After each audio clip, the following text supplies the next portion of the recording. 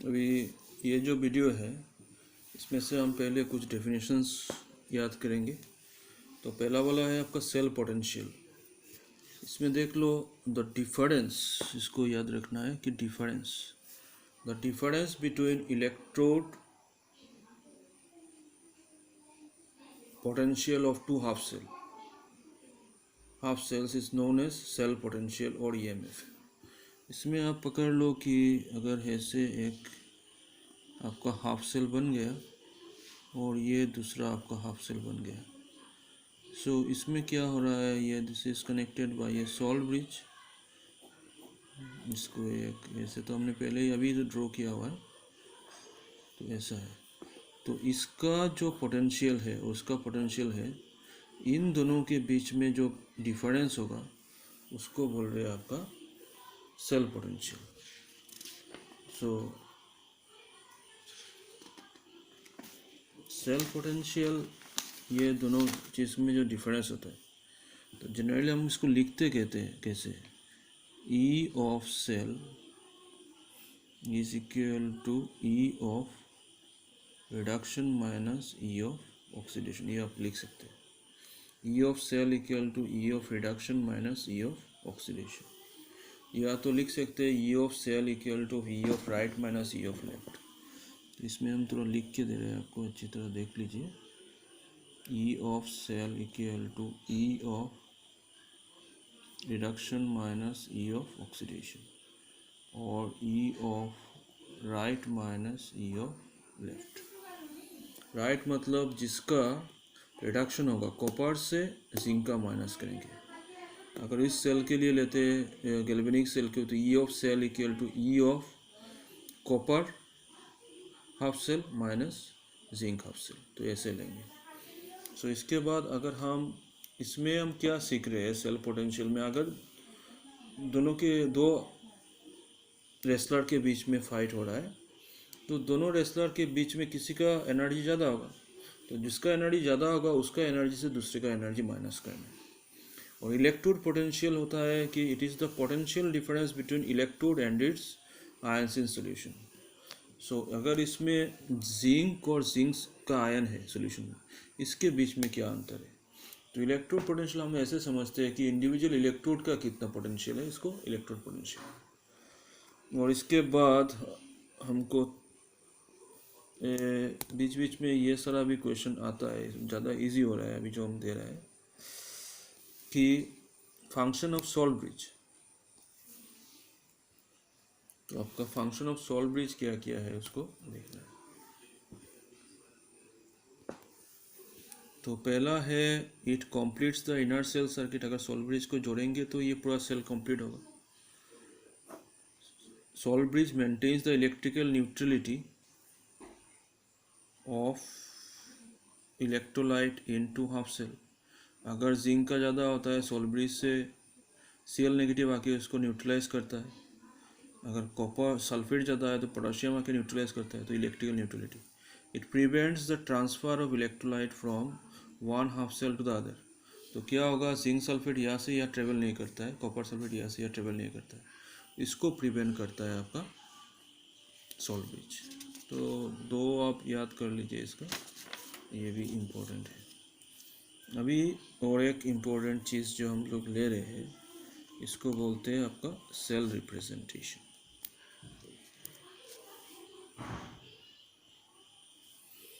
तो cell representation में पहले आ गया आपका एनोड। अगर हम इस सेल को देखते हैं,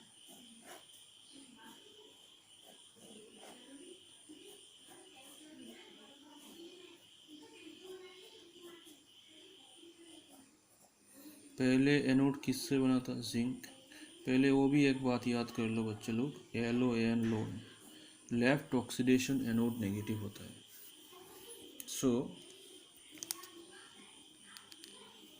हो गया आपका लेफ्ट ऑक्सीडेशन एनोड नेगेटिव। तो पहले आना है जिंक को, क्योंकि पहले एनोड है।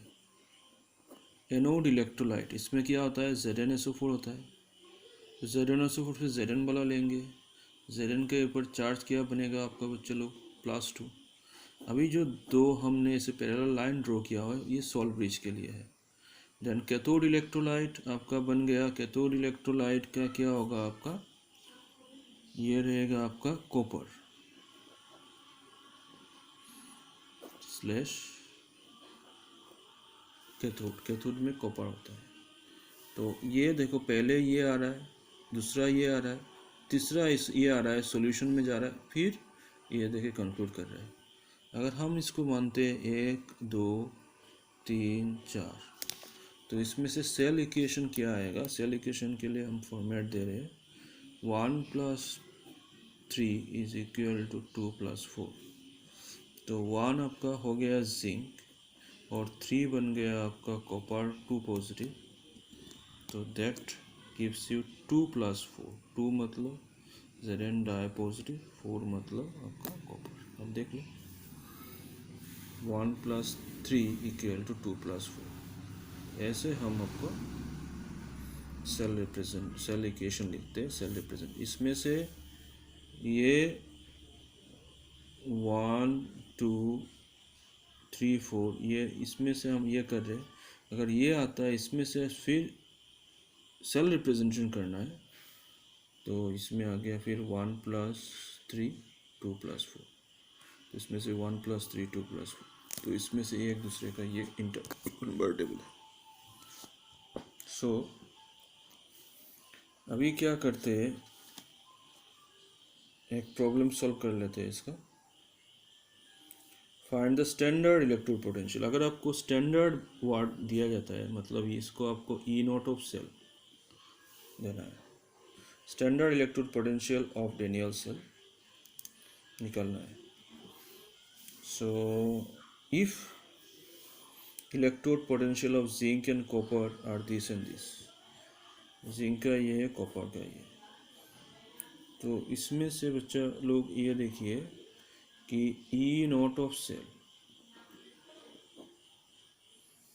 हम क्या बोल रहे हैं कि E of right minus left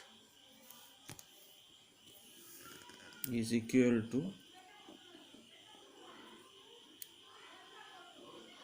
copper di positive oblique copper minus E0 of Zn di positive oblique Zn। तो ये बन जाएगा आपका।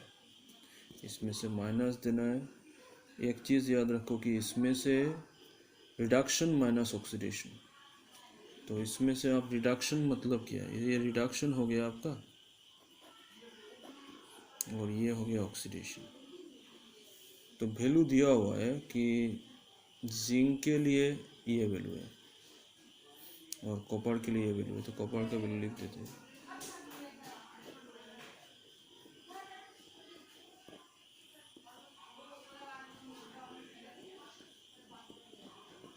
अगर दोनों को जोड़ देंगे तो आपका 1.1 वोल्ट निकलेगा। सो ऐसे हम इसको सॉल्व कर सकते हैं। अभी चलिए नेक्स्ट पेज में जाते हैं।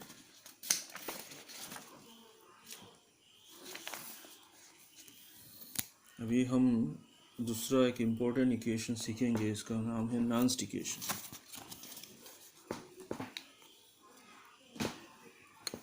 सो देख लीजिए अभी नांस्ट इक्वेशन।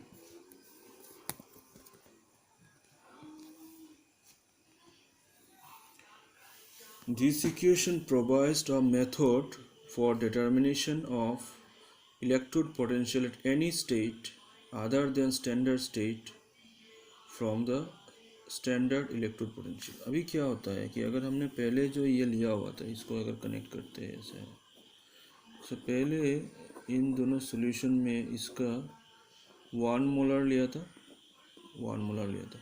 यहाँ पर 1 मोलर कॉपर सल्फेट था, इसमें 1 मोलर जिंक सल्फेट था। तभी आपका निकलेगा स्टैंडर्ड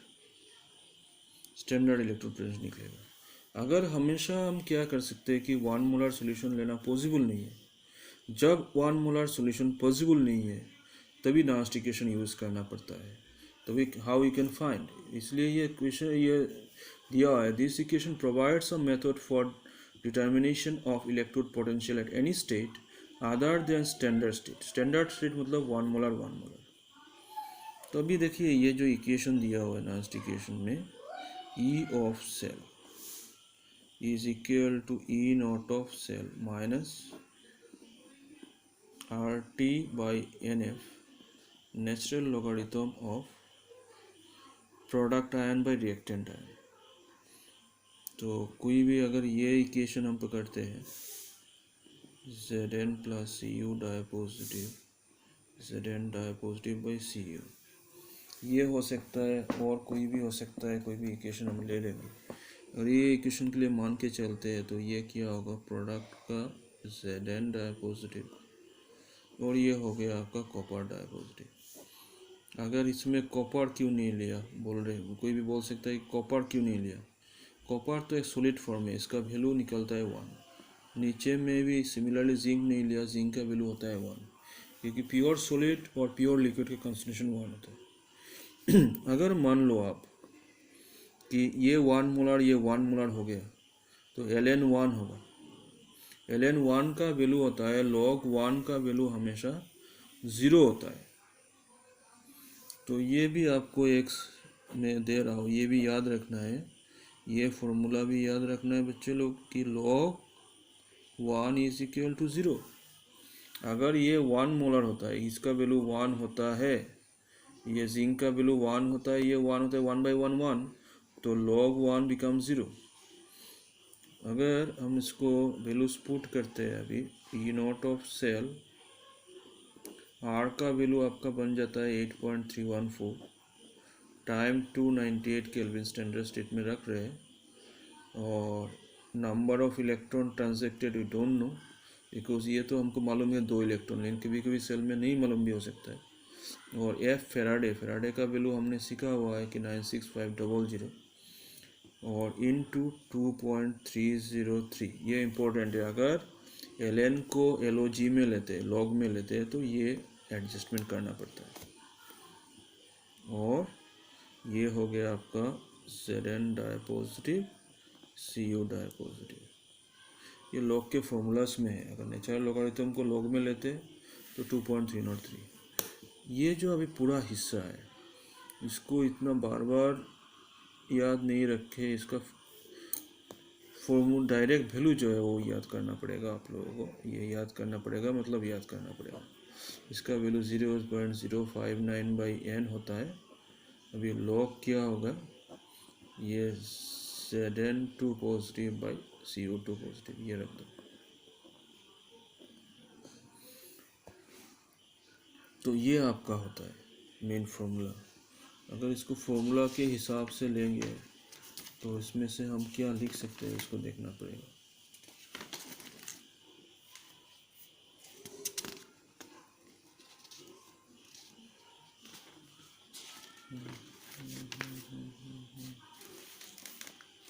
इसका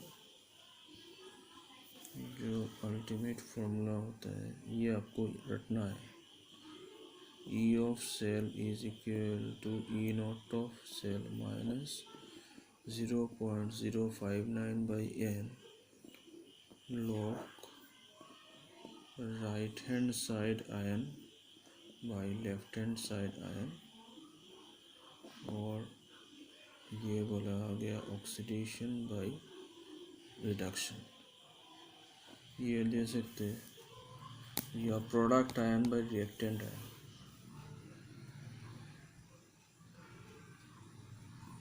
product ion by reactant ion, तो ऐसे लिख सकते हैं। अभी कोई भी फॉर्मूला आए तो इसमें से हम बना सकते हैं। अभी नेक्स्ट तो आपको एक न्यूमेरिकल सॉल्व करना पड़ेगा उसके ऊपर बेस करके।